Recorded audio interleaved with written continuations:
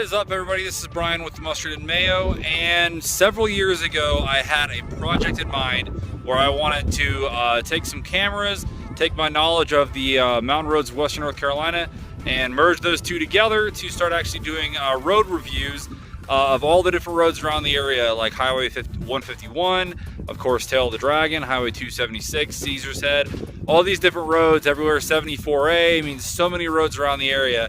And things were going pretty good, but then life happened, things got kind of busy, and after several years it's actually been a while since I've done any of my road review videos. Now, one of the big things about that time frame was I had a G35 sedan, and that car in my mind was the perfect car for driving around and doing all of this kind of fun stuff, because it was a pretty decent daily driver, had a lot of practicality, but it still packed a punch with the V6, as well as really good, really aggressive suspension. Now, over time, I ended up modifying that car to include coilovers. I put bucket seats in, a few other items, and later on, I just ended up kind of growing tired of that car and ended up selling it.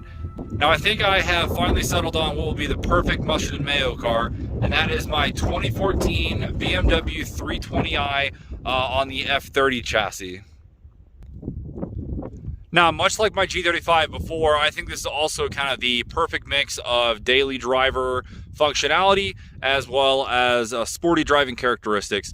What made me fall in love with this car was the fact that I've never actually had a turbocharged car before, so that was actually something I've been wanting to do for a while, and this is in fact the N20, I think, but it's the turbo 4-cylinder engine. It's a 2-liter, which normally makes about 180 horsepower. Now, the 320s here are a detuned 328i, which basically means if you want to spend about $400 or $500, I could actually go ahead and buy a tune for this car that would bump the horsepower to somewhere around like 250, 260 horsepower. And you can go more than that if you want to go ahead and like do any kind of performance mods, things like that. But I figured with right around 200 horsepower, just shy of that, that'd be the perfect amount of power for not only daily driving and just kind of, you know, hopefully keeping some decent fuel economy, but having enough power for driving around in the mountains and getting around kind of the tight, twisty roads.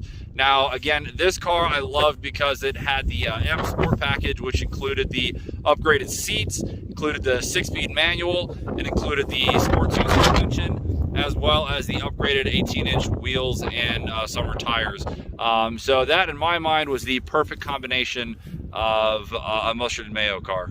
Now, I've actually already had this car for maybe about a month or so, and I've already kind of done just a few kind of like tasteful modifications. Now, most of it's pretty much just kind of like aesthetics, some personalization type stuff. For instance, I kind of had the whole front end redone. Unfortunately, the stock bumper on these cars, or at least this one specifically, is not the most attractive. It's pretty plain Jane, kind of like a Toyota Camry or something like that.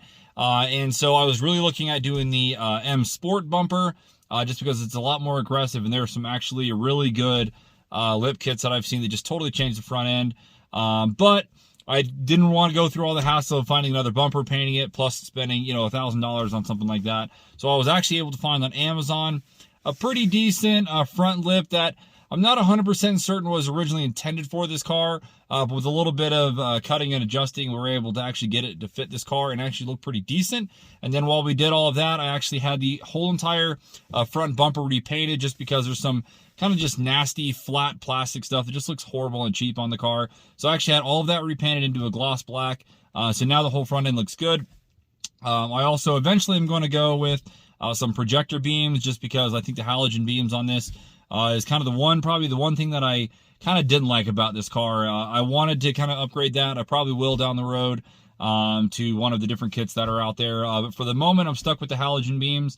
But I went ahead and got some of those eyelids that go between the headlight and the bumper, and I thought that actually made a pretty decent, you know, tweak, if you will, in combination with the front lip, as well as repainting the front end. Made the whole front end look a lot more aggressive and a lot more appealing, and in my mind is going to be good enough for me to not have to go with the M Sport bumper. Now, outside of that, it's just been a couple other small touches inside. Everybody talks about doing the start-stop button in red or blue or whatever you want to do, and that was actually a pretty easy modification, so I went ahead and did that. Again, just something for looks. And then I I love the black interior on this car, but I hate all the fake aluminum, which is 100% plastic. It's not even like trying to be aluminum. It's just a silver plastic color. But I thought that it kind of was a little too bright in this interior. It didn't really match the black all that well. So I was able to find a decent set of overlays to go over the center console here between the steering wheel and the shifter. You can actually see here it's carbon fiber. Or it's a carbon fiber hydro dip, basically. And then I did the same thing on the dashboard. There's kind of this overlay, and it's not like a full replacement overlay like this one is, but it's a pretty decent little trim piece that does kind of at least break up a little bit of that bright silver and all of that here in the interior. And then the only, I wouldn't even call it a performance mod, is I did go ahead and chop off the muffler.